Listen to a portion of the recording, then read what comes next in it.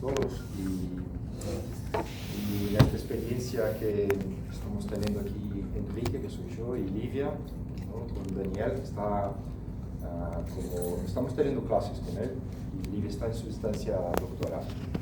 Yo también soy alumno del doctorado de la misma facultad, que es la Facultad de Educación de la Universidad de São Paulo, ¿no? Entonces, me ha gustado mucho cómo Daniel empezó, porque ha hablado de esta tensión del objeto de estudio de la educación como ciencia, de alguna manera, o si no como ciencia, como una práctica humana, ¿no?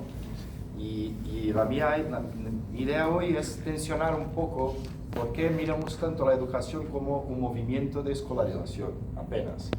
O sea, por qué pensamos educación siempre conectados a la idea de escuela, a la idea de currículo, a todos estos componentes. Y para hablar un poco de esto, voy a intentar contextualizar la educación como una forma específica de relación social. O sea, hay relaciones sociales de educación y hay una forma específica de este tiempo histórico, como decía Daniel, del modo de producción, que es la escolarización. Y entonces me gustaría problematizar, claro, educación no es equivalente a escolarización. Es como una apariencia, una imagen, podemos decir así, pero mejor un acto o varios actos de cómo se muestra o cómo se presenta la educación hoy. Y esto lo voy a hacer situando, ¿no? para intentar que la educación como propuesta más amplia tenga sentido para nosotros. Lo voy a situar la crisis del valor. O sea, voy a hablar un poco de Robert Kurz con la crisis del valor, es decir, la crisis del trabajo vivo. O sea, hoy tenemos lo mismo que antes, la fuerza de trabajo, estamos todos expropiados de los medios de producción, o sea, somos la clase explotada, aunque hay la ficción de la clase media, ¿no? Y a lo mejor el trabajo que tenemos como única mercancía, que suele ser la mercancía más importante cuando leemos El Capital, ¿no? Es la mercancía que posibilita la explotación del más valor por el trabajo no remunerado. Esta mercancía está en crisis de utilidad. O sea, hay otras formas de producir que son más productivas, ¿no? Y esto es decir, que la automatización, logaritmización, todos esos procesos de desarrollo tecnológicos han superado la capacidad productiva que había en la fuerza de trabajo. O sea, estamos diciendo que la crisis del valor es una crisis del trabajo, y esto se despliega a una crisis de las formas sociales. O sea, esto va a alcanzar, tocar todas las relaciones sociales que están calcadas en transformarnos, en nos transformar en mercancías. Si no podemos ser una mercancía útil, esta toda movida de relaciones está como que en crisis también. Y claro, el racismo como un movimiento, como un engranaje que participa de las formas, ¿no? A lo mejor que como incrementando la determinación del valor en un momento de crisis. O sea, participando para dejar, ¿cómo se dice?, el trabajo aún más racializado, como decía Daniel, en una división social racializada del trabajo. O sea, hay aún utilidad de la fuerza de trabajo, pero esto está cada vez más reservado a sitios y puestos de superexplotación. Y esto también decía Daniel cuando decía que el más valor se cambia. Y esto también dice Márquez en sus otros libros, que no es el primero de Capitales, creo que está en el segundo, libro 2, que hay la lucha de clase, claro, entre personas, entre grupos, en los aparatos, en la escuela, en la política, pero hay también una lucha entre estados, o sea, una lucha interestatal. Y el trabajo está en crisis, pero hay sitios como Bangladesh, donde está la superexplotación del trabajo de la confección de Zara, por ejemplo.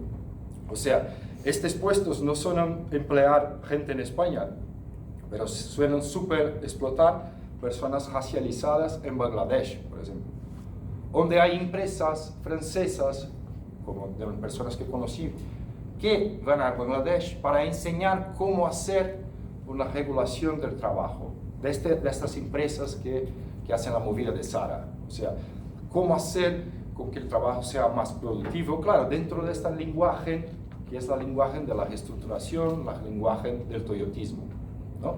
Bueno, quisiera comenzar entonces con esta idea sencilla de que la escuela que conocemos no es solo una institución, es una forma de relación, como son otras formas que son producidas por el capitalismo.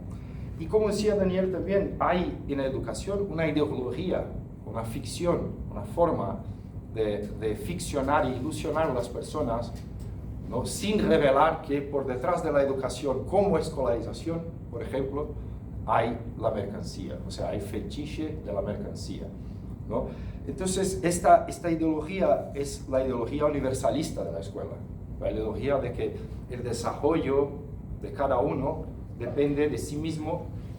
Las personas son individualizadas en la escuela por su propio rendimiento escolar y se alejan de su clase social, porque ahí pueden empezar a entrar, claro, personas de la misma clase, pero el desarrollo puede ser diferente y las esperanzas y toda esta ideología es una ideología de universalidad y una ideología muy abstracta, así como es la ideología jurídica, ¿no? La idea de libertad formal es también una abstracción, porque esto está apenas en un texto que nos dice que somos iguales, que somos libres, y lo mejor se pasa también con esta ideología de que la escuela es universal y la escuela forma sujetos escolares que son antes sujetos de derecho, ¿no? O sea, hay que pasar ahí. No. Sí. Okay. O sea, son sujetos, voy a pasar, claro. Porque mira, son sujetos que están formados como libres y iguales, pero son distribuidos en el trabajo de modo desigual.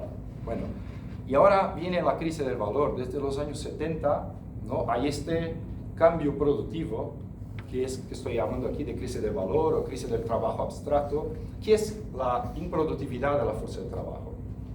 Si la fuerza de trabajo no suena a ser el motor central de la producción, esto es una crisis que empieza. Y esta crisis tiene algoritmización, automación y todas estas cosas que afectan las formas sociales. ¿Y cuáles son las formas clásicas del Fordismo que son afectadas por esta crisis del valor? El sindicato, o sea, una forma donde había en el Fordismo más conciliación entre trabajo y capital que hoy no nos suena a ver. O sea, esto cambia el trabajo del sindicato, las asociaciones de barrios, los grupos, todos estos están atravesados por esta dinámica que es de crisis. O sea, esta forma de se relacionar, de se organizar, está toda diferente hoy, es toda diferente, pero seguimos aún con algunas movidas que son del Fordismo, pero en un contexto productivo de crisis de valor, de crisis productiva. Bueno, en la escuela postfordista promete una integración, pero expulsa el trabajo vivo. No puede integrarlo después de formado. Las personas después de formadas tienen mucha dificultad, incluso si hacen educación superior, de coger o encontrar un trabajo en su área. He visto mucho esto en España, gente que tiene formación y trabaja en áreas diversas, ¿no? O sea, ha pasado por toda esta ilusión de la escuela y al final no he encontrado la promesa, ¿no?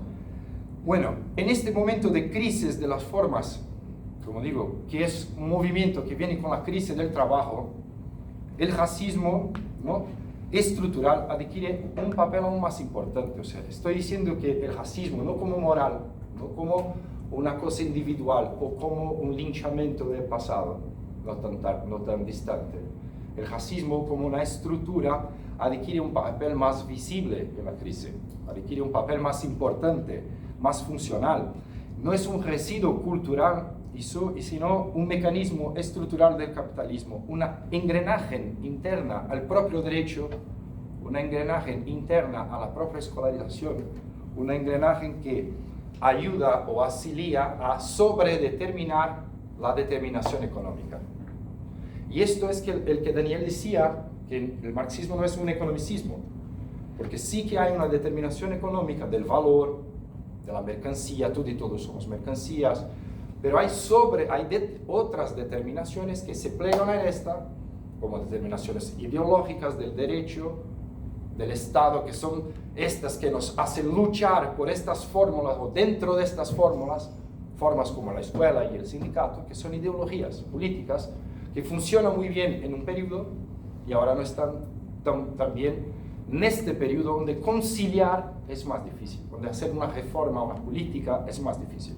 Entonces lo que digo es que el racismo es un mecanismo que auxilia a la determinación principal en la crisis del valor y sobredetermina, o sea, hace un incremento en la determinación.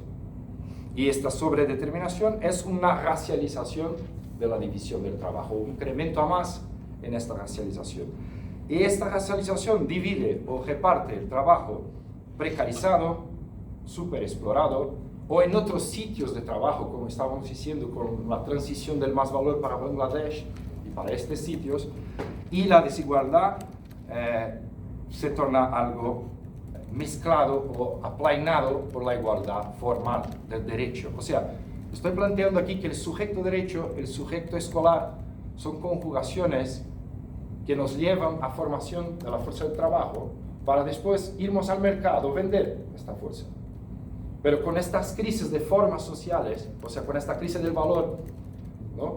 Este acto de ir al mercado y vender está distinto, es diferente. Bueno, en España y Brasil comparten este dilema, claro, pero desde puntos de vista de la división social del trabajo distintos, ¿no? Como decía Daniel, Brasil es una periferia rica, la 10ª economía del mundo, pero con mucha desigualdad.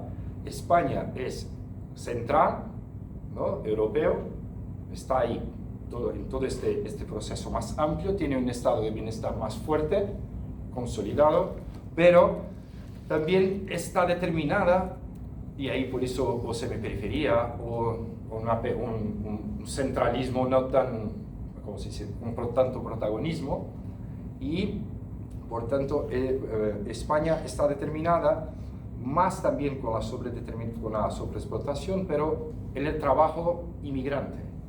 O sea, el trabajo inmigrante hace lo que hace la migración interna en Brasil.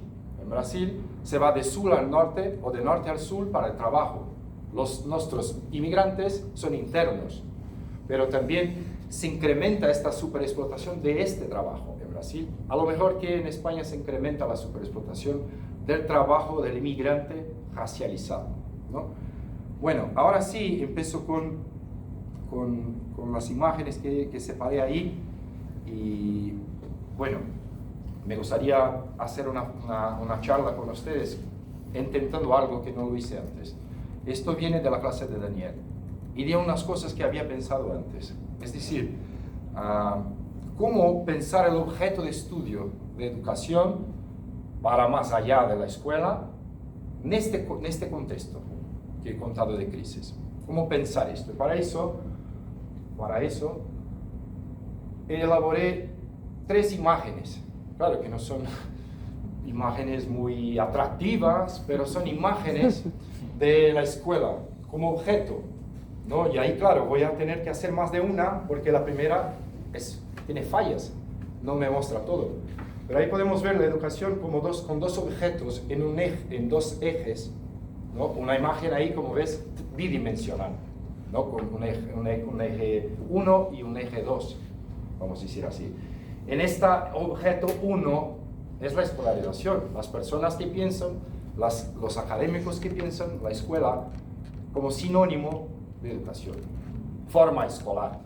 O sea, y la segunda es las relaciones sociales de transmisión de conocimientos, estas relaciones más amplias de técnica que pasan por los modos de producción y que se encuentran en todos ellos, ¿vale? Como dijo, esta es una imagen aplainada, es una imagen que nos muestra muy poco, pero se conecta con otra imagen que tengo aquí, que es la Academia de Platón. O una otra que hay en el Escorial, ahí, que es la escuela ateniense, que está por ahí, que otro día Daniel incluso nos llevó para ver. Y esta imagen es una imagen muy interesante para pensar. Es una imagen, claro, de Rafael, renacentista, no es contemporánea a Grecia, pero es una imagen ideal, ¿no? Que ayuda con que las formas, o sea, los actos concretos de escolarización sean baseados un poco en esta idea, ¿no? De algún modo, o en esta creencia, que resume un poco las ideas. Y solo un apuntamiento aquí sobre la escuela de Rafael como una iconografía renacentista una escena idealizada donde el conocimiento se aparece ahí, producido por relaciones entre grandes hombres, sin que se muestre aquí la división del trabajo, sin que se muestre aquí, si pueda ver, el trabajo manual. O sea, esto está presentado como un Olimpo, limpio, con un lugar ideal, sin que se vea cómo estos tíos están ahí. ¿Por qué están ahí tan sosegaditos pensando en la vida y produciendo conocimiento? Hay una base de sustentación del trabajo que hoy decimos que es hiperracializada, que puede y suena sustentar esta idea. Pero Marx nos va a decir que todas las representaciones conciencia que tenemos son basadas en formas reales, concretas de exploración.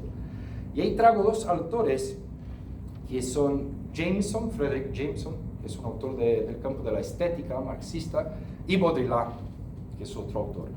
Frederick Jameson nos ayuda a ver grandes obras de arte. Plantea una mirada marxista. Y él va a decir que todo cuadro es un mapa cognitivo. Y este mapa cognitivo que nos puede mostrar es que una representación totalizante y armoniosa de contradicciones reales. Ahí no los ves, las contradicciones. Otra cosa que Baudrillard nos va a decir que esta imagen es una imagen hiperreal. O sea, no es una imagen que guarda referencia con la producción. No es una imagen del qué es la escuela, pero es muy bonito hablar y poner esta imagen. ¿Sí? Bueno, otra imagen que también nos va haciendo pensar sobre los sujetos, sobre esta construcción liberal toda, que estamos hablando, escuela, de todo esto, es la imagen de Delacroix. Este es como un mito fundador de la revolución liberal. Y ahí la transición, como decía Daniel, del feudalismo para el capitalismo. Las influencias iluministas. Ahí podemos ver la deusa, podemos ver la idea de nación, la idea de pueblo, la idea de lucha incluso, ¿no? Y conquistas. Y al lado, justo, tenemos el individuo, también aparece en Tarsila do Amaral, ¿no? La serie humana rumbo al trabajo. Vean, las personas ahí están como iguales o compactadas o duplicadas y van, claro, a las fábricas, ¿no? Esta es una imagen muy ideal del Fordismo y del capitalismo. Una serialización del trabajador. Bueno, como decía antes, la imagen que hizo bidimensional, la primera, te los mostré que no era tan bonita, pero había dos ejes. Esta imagen es insuficiente y por eso he producido otra. ¿Qué es esta? Que es una imagen tridimensional. Hay un fallanzo aquí porque esto es GPT. O sea, este eje debería estar aquí, ¿no? ¿Lo ve? Aquí en el fondo. Entonces sigo con los ejes que había antes para pensar como objeto de estudio. Había antes que forma escolar y relaciones. Pero esto no tenía determinación ninguna. O sea, estaba como naturalizado. Las determinaciones son explicaciones que ayudan a comprender cómo las relaciones sociales no son naturales. Están presionadas por algo. Y ahí elegí colocar o poner un eje modo de producción. O sea, con este eje creo que puedo ahí conciliar fuerzas productivas y relaciones sociales. O sea, fuerzas productivas que se van a formar en la escuela con relaciones sociales. No hay una ligación. O sea, no tenemos relaciones sociales muy distintas de la totalidad de las fuerzas productivas que tenemos. Trabajo, tecnología, todo esto se va a mezclar y transformar en relaciones sociales. Y ahí vemos que esta tridimensionalidad nos posibilita ver la escuela o la forma escolar como atrapada en un cubo y el sujeto atrapado en este cubo, dentro de él. O sea, creado dentro de sus posibilidades, ¿no? Entendiendo que se estudia para que cuando tengas edad puedas vender su trabajo, entendiendo que vas a ser ciudadano, entendiendo todo dentro de un cubo que funcionaba, vuelvo a repetir, mejor en el Fordismo do que ahora en nuestro tiempo histórico, digamos así. ¿Y qué más? Este sujeto que ves ahí atrapado es el sujeto encastelado, ¿sabes? Encastelado, como la carta del tarot. ¿Ya han visto la carta del tarot? Hay una carta de encastelamiento, quiere decir que el individuo está encastelado en sí mismo.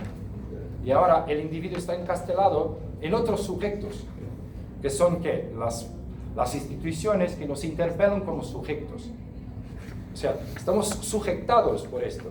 Y no sujetos con derechos, y sí sujetos por el derecho. O sea, este sujeto, que lo van a ver después la carta, se encastela uno en el otro, y esto encastelamiento en la escuela se hace por el trabajo de nosotros, profesores. Trabajo pedagógico, como decía Mamadou antes. Trabajo en una universidad privada y contribuyo, mismo que no me dé la gana, que creo que es malo, contribuyo con la formación precarizada de mis alumnos de universidad privada. Porque muchas veces, por ejemplo, como decía Mamadou, doy clases de cosas que no sé, porque soy casi obligado a dar. Si no las cojo, no tengo clases. ¿Y qué formación tendrán estos alumnos sobre temas que dicen que son importantes? ¿No? Bueno, ahí seguimos con otras imágenes que pueden ver, que he intentado reunir algunos cuadros, ¿no? Imagen pictórica casi. Y hay Magritte, ¿sí? La duplicación del sujeto, ¿no? Hay también la carta del tarot, que me gusta mucho esta carta, creo que es muy simbólica, ¿no? Hay Velázquez, ¿no? Y el sentido en la carta del tarot ya he hablado. El Velázquez, una autorreferencialidad con la mirada del espejo que hay ahí. Incluso también se puede pensar que los reyes, los monarcas miran en el espejo, ¿no? Pero el sistema feudal se va cayendo, pues está en crisis, como una sustentación imagética. Ahí tenemos también colapso subjetivo de Munch, de Edgar Munch con el grito. Tenemos un cierto desplazamiento del tiempo productivo con Dalí, también podemos mirar esto un poco. Y dos más brasileños que son Portinari, ¿no? Con la marcha infinita a la superexplotación, y Tarsila otra vez, ¿no? Con la serialización del trabajador. O sea, una unidad, una tentativa de unificación de clase por medio del sujeto. Y esto se fue muy bien en el Fordismo, como decía. Era muy fácil cuando se podía conciliar mejor política, trabajo y capital. ¿Y esto se expresa en qué? En leyes de trabajo, por ejemplo, ¿no? Lo incremento que se hacía. Claro, en el caso brasileño vamos a ver que es un poco más complejo, porque accesamos la escolarización tarde universal. Cuando todos, negros, indígenas, casi todos están en la escuela en Brasil, no estamos más en la escuela fordista. Estamos en la escuela de crisis. Estamos en una escuela que ahora puedo estudiar, tengo mi sueño, pero ¿dónde está el trabajo? Este es el momento. Entonces es importante pensar y tener en vista que la fuerza de trabajo es improductiva. No es que la política es mala por su gana, tiene voluntad de quitar derechos. No, es que no hay como incrementar más esta producción. Y esto es una brecha. Esto es como una oportunidad. Porque los autores que han venido antes de nosotros no pudieron ver esto. No pudieron sentir esta crisis, tal como tal. Márquez especuló sobre ella en Grundice. Dice que si hay una crisis así del valor, o sea, del trabajo, habrá una crisis de las formas de sustentación del capitalismo, como derecho, como el Estado. ¿Qué es la crisis del derecho que hablábamos ayer, o en el primer día? Cuando policías entran en la escuela en Brasil, porque el contenido de la ley dice que se puede hablar de algo, como por ejemplo raza, historia de pueblos africanos y afro-brasileños. ¿Por qué la policía entra? Porque hay una crisis del derecho. Esto es más claro y translúcido. Si hablamos eso en Suecia, que aún la crisis es menor o menos intensa, pensaron que ¿cómo que entra la policía? O sea, estamos siempre pensando el límite institucional de las cosas. Pero la policía entra porque el sujeto no tiene el valor que tenía antes, el sujeto derecho. El sujeto derecho no tiene más el valor de cambiarse a sujeto escolar como tenía antes. Entonces, este aparato escolar está en tensión con otros aparatos y no es tan principal como era antes, en el principio. Está en tensión con el aparato de policía en Brasil, está en tensión con el aparato religioso en Brasil, iglesias.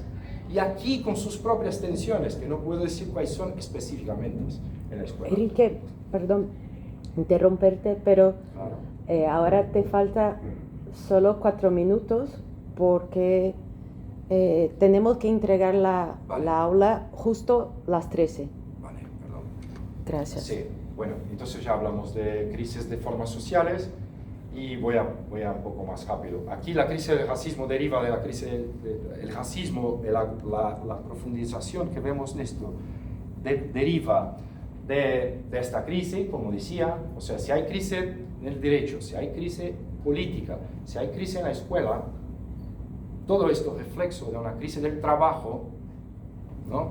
Entonces hay que racializar más el trabajo como mecanismos internos del derecho para, ahí sí, mejorar y potencializar la economía, mejorar y potencializar, o sea, no hay economicismo, hay sumas de determinaciones, hay ajuntamientos, ¿no? Y finalizando ahí, este panel de Rivera es muy interesante para pensar la crisis del valor, porque ahí podemos ver el hombre trabajando, la fuerza de trabajo aún útil, aún el Fordismo, ¿ves? Abajo, próximo más. Este es el trabajo hecho por humanos. Cuando estaba así el capitalismo, o más así que ahora, bueno, la fuerza de trabajo tenía un valor importante, ¿no? Y la escuela tenía su función más garantizada. Ahora ves que arriba, desde el cuadro, hay un movimiento de automatización. Es que no sé si pueden percibir, pero hay las máquinas. Y esto es la crisis del trabajo. No hablamos más de eso. Antes se hablaba en la escuela, mucho. Teníamos uno u otro profesor marxista de historia que nos decía, oye, mañana no tengas trabajo por las máquinas, y esto nos parece una ficción un poco hoy. Pero esto aún sigue real, ¿no? Hay metros en Londres que no hay nadie conduciendo, ¿no? Si vas a investir un capital en una fábrica, si tienes una máquina, produces más que un trabajador. Y esto es objetivo, es pragmático. Y esto nos pone en crisis. Bueno, siguiendo, ya he dicho que si el sujeto de derecho pierde su función de equivalencia, una crisis, ¿no? El mercado ya no necesita de sujetos libres, iguales. ¿Por qué somos libres e iguales? Porque hay el derecho, para que podamos vender y comprar fuerza de trabajo. Porque las mercancías no van solo al mercado, ¿no? No hay como esto llegar sin el portador, que soy yo, el propietario de esta mercancía, voy y la vendo. Pero esto no se va con sus propios pies al mercado. Por eso el sujeto es más que tener derecho y el depósito de todas nuestras esperanzas. El sujeto es un portador que lleva mercancías. La mercancía que lleva el portador no tiene más utilidad, el sujeto también pierde su utilidad. El sujeto de educación escolar también, claro, pierde. Y la fuerza de trabajo en colapso. Bueno, esto quiere decir que el sujeto de derecho está precarizado, ¿no? El sujeto escolar es una ideología hiperideológica, o sea, competencias. ¿Qué es competencias? ¿Cómo las competencias van a ayudar a tener más empleos? ¿O cómo las competencias pueden solucionar el problema de la utilidad de la fuerza de trabajo? No estamos atacando el problema cuando nos miramos, pensamos en educación mirando a apenas esto. Y por fin, ¿está? Sí, la última imagen. He hecho dos, ¿no? Bidimensional y tridimensional. Y esta creo que nos permite ver una cosa más amplia, ¿no? Que es una imagen topográfica. Cogí todas las imágenes de antes y las puso juntas aquí, como una imagen desde arriba, como una imagen que permite ver más que la determinación económica del modo de producción y también las luchas, que nos permite ver aquí, por ejemplo, elevaciones ideológicas, como escuela, derecho. Aquí las luchas, esto claro, es la base del cuadro de Lacroix y otros cuadros, pero ves que aquí está la sujeción, o sea, el movimiento de interpelación de todos por las instituciones, el sujeto duplicado y ahí un pedacito, un trocito de la escuela de Atenas, ¿no? O sea, aún seguimos buscando la formación escolar o resolver los problemas por este camino, mismo que aún ahí al lado esté el mercado de trabajo en crisis. Bueno, algunas preguntas y lo voy a dejar con una reflexión muy sencilla. Si tenemos una crisis de fuerza de trabajo y esto es igual, escolarizar, ¿no? Se escolariza para tener un sujeto que va a trabajar. Si esto es una crisis, ¿por qué seguimos pensando que educación solo va por ahí, por la escuela? ¿no? ¿Por qué no pensamos, y termino, por qué no pensamos que educación, o por qué no reforzamos este pensamiento con el concreto real que es la crisis? ¿Por qué utilizamos este momento histórico para pensar que se puede educar en otros aparatos que no sea la escuela y que pertenezcan estos aparatos a la clase explotada? Los colectivos, ¿no? Los grupos, los movimientos negros, los sindicatos.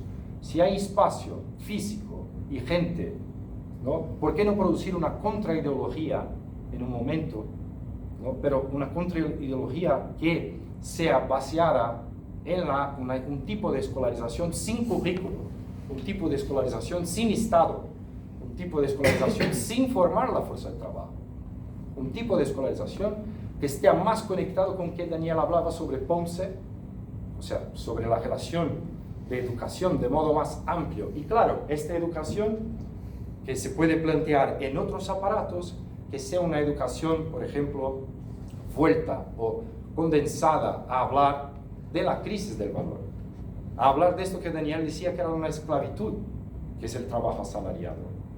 No podemos, he comprado, y ahora finalizo, un casaco de Zara en la feria de domingo por 5 euros, ¿vale? Pero antes se produjo esta pesa en Bangladesh. Es de esto que tenemos que hablar.